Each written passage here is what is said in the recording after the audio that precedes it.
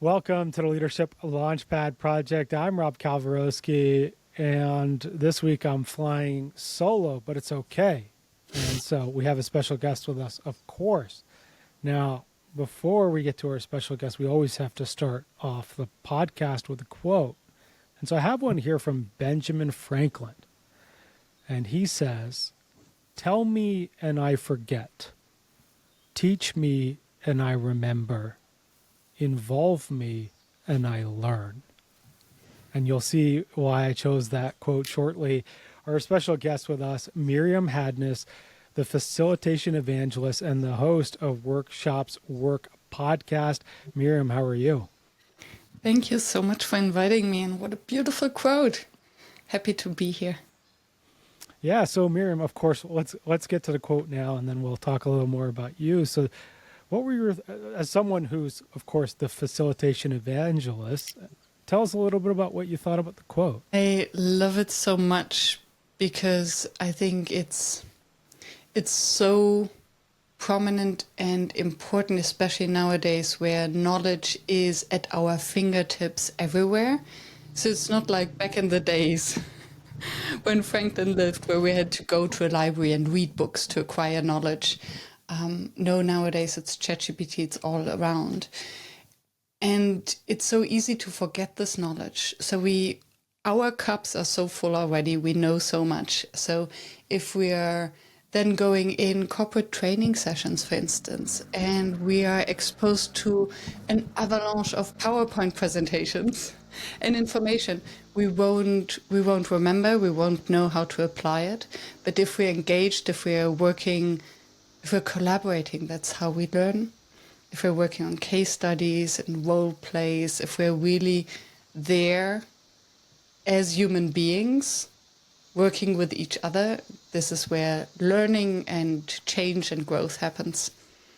I love it. There's so much to dig in there, but of course, we have to learn a little bit more about you. Can you share with our folks out there, tell us a little bit more about you and how did you get into facilitation? Like the Virgin Mary to her child, I would say. I started off, so I'm a recovering academic. I did a PhD in behavioral economics. I worked and taught economics 101 and behavioral economics in Vietnam for 3 years, then left the academic research teaching side and went into higher education strategy, worked and set up a strategy and planning office for the University of Luxembourg, and then realized, or I was confronted with the beautiful transformation that can happen in an organization if you involve people. If instead of sitting in a room amongst the leadership and thinking about the university strategy, what if you involved everyone? You invited the professors and the students and the lobbyists and the ministers to rethink that. And once I observed that, what it can do to an organization, and unfortunately also the flip side of it when you take it away again. And I realized that this is where I want to spend my time in, helping organizations to involve their employees and to really leverage the potential they have. I think it's crazy to think that you have organizations with people who have worked there for so long. And when it comes to a transformation or any bigger strategic project, everyone forgets to ask them. There's so much knowledge that we could just use if we knew how to. And for me, that's a skill of facilitation. Yeah, it's actually funny. I mean, it's not funny, but I spent 5 years as a consultant in heavy industry, and I would always go to these facilities and I would find one of the old maintenance folks or the old operators. And often they were just like the grumbly kind of upset. And they always say something like, nobody listens to me, so I don't say anything anymore. And then I'd be like, well, tell me what's wrong with this, like with the equipment or whatever. And then they would walk around and just, this is all the stuff. And it always struck me as what an opportunity that's missed when you have somebody who's an expert and they know everything that could be better, but yet they don't even bother to tell anyone anymore because nobody's listened. Yeah, and I think those who try to listen, they're then overwhelmed, and there's so much baggage and wounds an organization carries around, and so many taboos on what to talk about, what not to talk about, to ask questions, what questions to ask, what ideas to bring forth. And I think that's why it makes sense from time to time to bring in external people, to just bring in a fresh eye and to ask the right questions. So, Myriam, I'd love to hear, of course, you mentioned, you've transitioned from economics into facilitation. And, if as someone who taught economics 101, right? Like the base assumption in everything there is that people are rational actors. So let's talk about, one is clearly now with facilitation, that that's not true. So can you tell us some of those things that you find during facilitation where, if you sat in a room as a leader and you were like, we're maximizing profit and everyone should want to maximize their own profit, which would be salary. This is how they would behave versus the way that folks actually make decisions. Ooh, so many layers to that question. So, yes, I taught Economics 101, and I did that on the premise, or after having finished a PhD in behavioral economics and experimental economics. So what I did is I run experiments to actually test some of these hypotheses stating that we were rational beings. And although in very many circumstances what we observe in our behaviors doesn't confirm the standard economic hypothesis of the Homo economicus, I think we're very good in rationalizing our behavior. Mm-hmm. And I think this is where most of the struggle happens, that we have an image of ourselves, and we have the behavior. And if this doesn't match, we try to rationalize our behavior so that it still matches our self-image. And which can appear very irrational at times. But I think behind all of that. And to come to your question, I think there are different layers again. So one is, for instance, how do we motivate people? So on the one hand, it's very clear every one of us has different motivation buttons. I think that's how one of my podcast guests called them, and I like it. So is it money that motivates you? The standard economic hypothesis, the more money, the better. But then there's a threshold, and then there's a trade-off, money versus what else would you do with the time if you're not earning money? And then there are also these kind of things of how do we feel valued and what motivates us? Maybe it's contribution, maybe it's recognition, maybe it's fun. So what studies in experimental economics have shown that, for instance, the worst thing to really motivate creative solution finding or decision making the worst option to do that is to have a financial bonus. And the experiment has been run since the 60s, showing that if we tell people that the faster they are in finding a solution, the more money they will get, they just draw blank because they're so focused on the financial reward. Whereas if there is maybe competition, maybe there's some joy in it, maybe they feel safe and have freedom of expression, then they will be fast in finding a creative solution. When we are in a factory where it's just about assembling items, yes, a financial bonus might help. Instead, I think it was Dan Ariely, they ran an experiment where there was a control and a treatment group, and both were asked to assemble Lego blocks into houses. and they would get a price paid for each of the finished house. Cool. One group, every time they finished a house, they put it into a shelf so that they could look at it, and they started the next house. The other group, every time they finished a house, they decomposed the house, put the Lego blocks back into the bucket to rebuild the next house. Yeah. What they found was that those who did see the houses, the result of their work, produced significantly more houses in the same amount of time with the same bonus payment. Mm-hmm.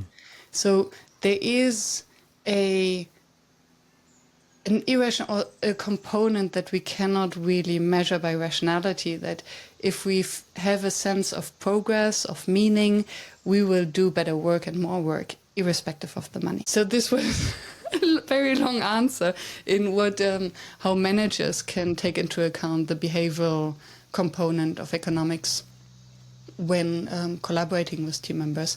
And then there's a, please interrupt me if I talk too much. Go ahead. I could just go on and on and on. Because there's another component where it's about how do we come up with ideas? We all know the brainstorming sessions. Okay, so this is our strategic goal, and now let's brainstorm for 10 minutes about solutions we could achieve that goal. And usually what happens is when we are asked for solutions, we go back and what has happened in the past, what has helped me in the past, does it apply here? Okay, let's shout it out. So, and we all know the quote that we cannot solve future problems with past solutions. But then where do we get these new solutions from? And two tricks that I think come back from the behavior lens are differing the prompt for the brainstorm. So instead of asking for solutions, what if we asked for problems? So what can we make to fail this goal for sure? And then this triggers our risk-averse brain. We want to survive, and we're very, very creative when it comes to all the reasons how we can fail. Right? So lots of crazy ideas are stimulated. Also, when we think of failure, there's a playful element. And so people generate more ideas.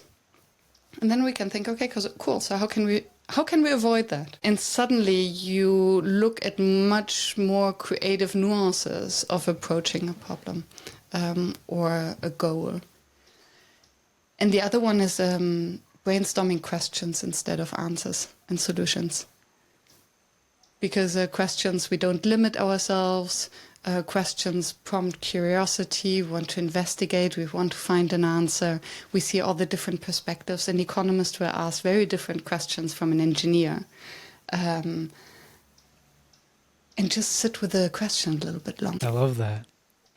Those are such creative ways to stimulate a different thought process, which is really interesting. And I mean, you're 100% right, at least like, not at least, but the beginning part where you were talking about the psychology in a sense that our self-concept is so important. And we do a lot of work with mindset, but it's often like our brains will distort reality to fit our self-concept. And so this is where, you see very irrational behavior in a sense of like logical, but it's totally logical in people's minds. And like, it's a super dark thing to say, but like, basically I have a part of me that's like, Rob, you should kill yourself in order to protect yourself. Right. And this is the antithesis of each other. Right. Yeah. But it is a thing that a part of my brain goes, this is totally logical.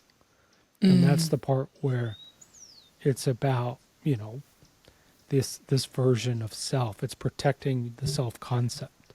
And so, it's interesting. Yeah, I love that. And it's, isn't it funny how when it comes to these kind of survival instincts, we haven't developed, evolved, thank you. Something was wrong with this word. We haven't evolved very much as a human species. And it's all about, okay, protecting us from harm and maximizing pleasure, minimizing discomfort. And the brain does an incredible amount of work to do that. And it's, that's a whole other podcast for another day. Yeah, mindset management. That's your field. Yeah, that's right. So Myriam, I do have a question, right? Like I spent 10 years in corporate and I've done a number of workshops, and I always found that basically, by Monday of the next week, most of the stuff was I forgot it or it didn't change anything that I did. Now, of course, you're talking about workshops actually working, so you've obviously figured out some incredible techniques. Can you share with our audience, like what makes a workshop last and create lasting change for the folks who attend? Yeah. And I think what you observe is so common. And I would say in 90% of the cases, the reason why there is no lasting impact is that either the purpose wasn't clear.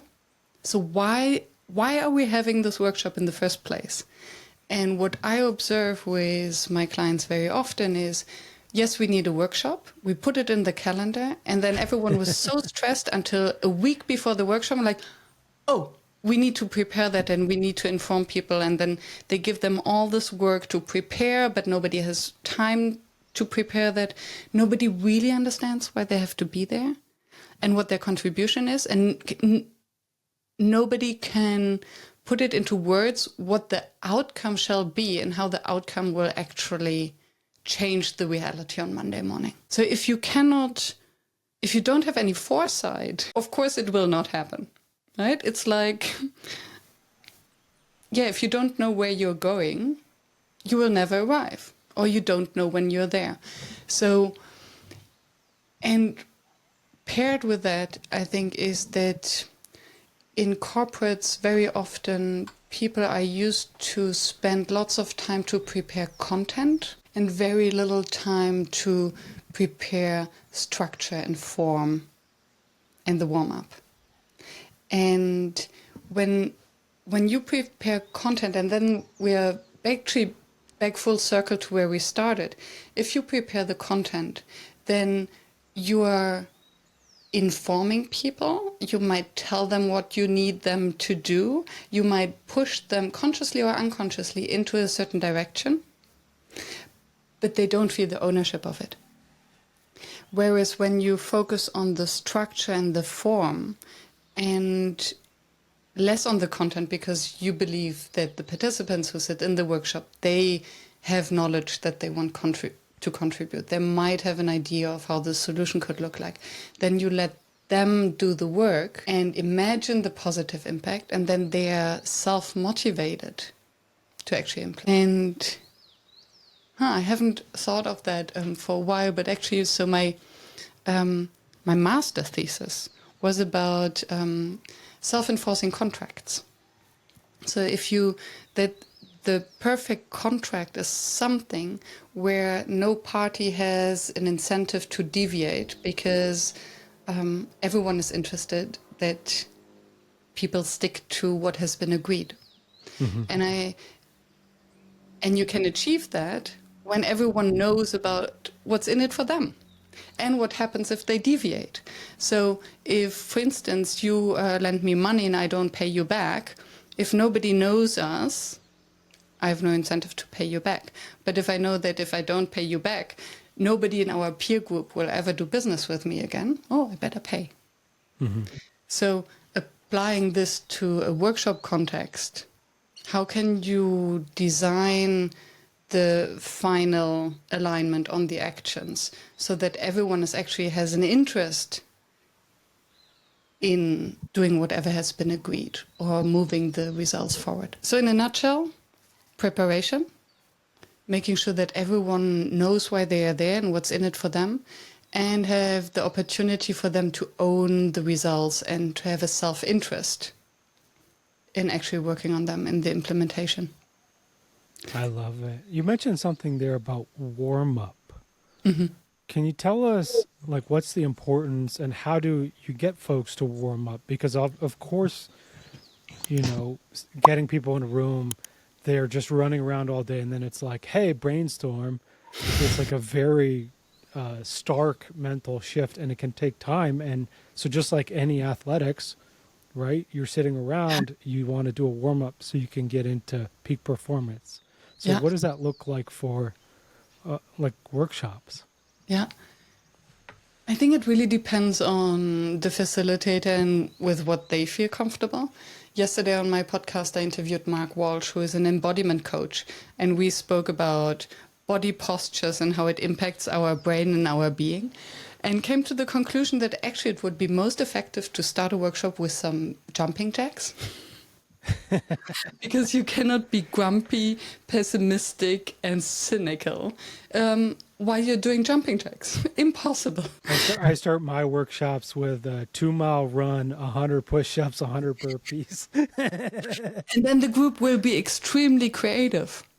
And you're laughing. I think it's there is something to it, because if we are slightly exhausted physically, our brain does work more creatively. So if we have a creative workshop, if we want our people to be highly creative, maybe think out of the box, maybe even be a little bit silly, risk more, do it in the afternoon.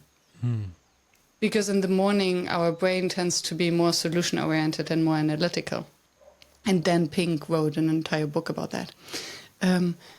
Jokes aside, I think any workshop, whenever the time, and if you don't dare to do jumping jacks, I would always start with connection over content. So connection to the purpose of the workshop. So why are we here? Connection to oneself. Why am I here?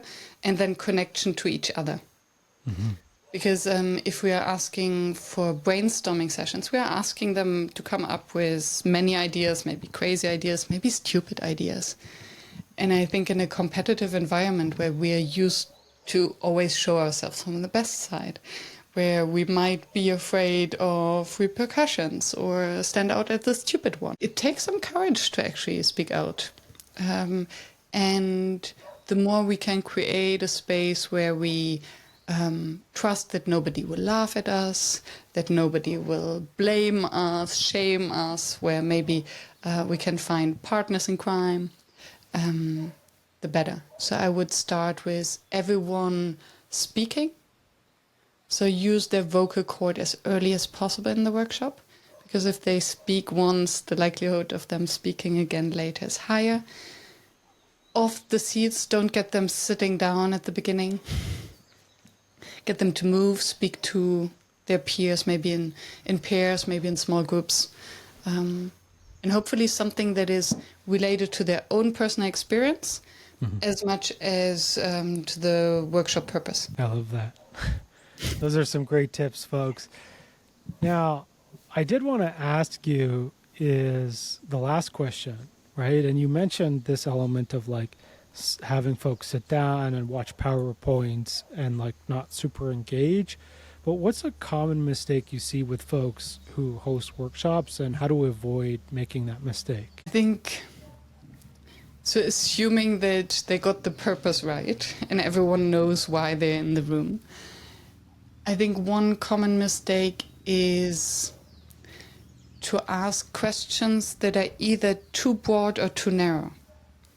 So, and the assumption is that any prompt to invite the group to think, speak, discuss, come up with ideas is based on some sort of a question. If the question is too narrow, then it almost feels like there's a correct answer. And we feel under pressure that we have to come up with this answer. So asking a why question is extremely restrictive and very rarely leads to creative solution or debates. If the question is too broad, then everything is possible, and there's a high likelihood that the group will get lost, or that a few stronger characters hijack the meeting and discuss whatever they wanted to discuss for all the time already. So I think the real art is to craft a prompt that is exactly in the sweet spot of giving agency to the group to find their own answer within a very on a very clear canvas or within boundaries. It's another actually a great tip for creativity is those setting the boundaries, because it actually helps folks be more creative. Totally. Because it takes the stress away. Right? And I think if everything is possible, nothing is possible. And if it's just something small that we would have to do, or if we know exactly what is outside, then we can, focus on the inside. It's always, for like a real practical example for this for folks, if you ever watch cooking shows, when the guests say, hey, or when the judges say, hey, make us a dish, and it's sort of just like anything, some of the folks really struggle with this. But when it's like, hey, make us a dish, but you have to use these 5 ingredients, they come up with wildly more creative solutions. And it's like, you can see that transition where they just go right away and they start getting ingredients and then they start cooking. And it's like, there's like an immediate, almost, it's like a faster transition in their mind, where some folks in the just like create anything, there's like they go in the pantry and they walk around and they don't really know what to do. And it's a really interesting way to just see it in real time. Yeah. And I love this example so much. Yeah. Also because the same, you could apply this one-on-one to create solutions for a given problem. And I think when anything is possible, then it's very difficult to compare the solutions. It's how do you compare one dish to another? And in order to do that, you need very rigorous criteria on how you will evaluate them. And still it will be difficult. So it's not only difficult on the creative side for those who are involved in it, it's also difficult for those who will then be presented with the outcome to then say, oh, whatever. And for most of us out there, you can't eat what we do. So Myriam, now let's transition a little more into you. What's your biggest passion project that you're working on right now, either at work or at home? This is a good question. I think a big passion project, if I'm 100% honest, is to disentangle my business to find new focus and find a better balance between work and life. So until now, I build and run a global online community of facilitators. I build and run an agency of global training offerings, and I do facilitate my own workshops for clients. And I have a podcast, and I have something that's called Private Life. And when I first started my business coach told me, but Myriam, stop treating your business as if it was a hobby. And my reply was, but it is my hobby. And now I came to realize that it's time for me to have real hobbies. Yeah. So I decided to close the community. And which has been a passion project for the last 4 years, and lots of creative energy, care, love, time, money went into that. So I think I'm taking a little break to really focus on what comes next. Amazing. It's a fun time for sure. Yeah, fun time, and sometimes also scary, right? It's that's the nature of what we just talked about in terms of creativity, right? Is hobbies, when you just leave it like that, it's endless. It can be anything. Yeah, and then also and that's where the mindset comes in. What do we label as hobbies? And where do we put our boundaries or restrict ourselves because of the self-perception? So yesterday I binge-watched YouTube videos about how to train your own GPT, and then I played around training my GPT, and I'm like, is this a hobby or am I working? And I think I just like the geeky bits. On the other hand, I love running, so I do train for half marathons, hopefully next year for a full marathon. So that's where I find joy. Good, amazing. Now, I do have to ask you, one of the favorite questions we ask on this show is, if you could say one thing to our leaders out there who are listening to help them succeed in 2024 and beyond, what would that be? Beautiful question. Dare to show your human side, I think, and maybe it starts with asking more questions. I think leaders, from what I hear, suffer a lot from expectations. They have the impression that they always need to have the answers, that they have to hold it all together, that they have to be coaching coaches, leaders as coaches, now leaders as facilitators. They have to solve all the problems, they have to manage. And I think it's a big burden, and I think they don't have to work that hard. But once we're in this treadmill, we feel the responsibility. And I think if they would ask more questions, involve their people, show their human side, just put this mask down for just a second and be human with each other. I think a lot of stress would just calm down. They would need less meetings because people would speak more open and clearly with each other, collaborate better. It is Lots true. more questions. And it is a lot of what we do at mindset work. Actually, it's funny. One of my clients earlier this week said to me, he's got like just a ton of work right now. It's just like chaos.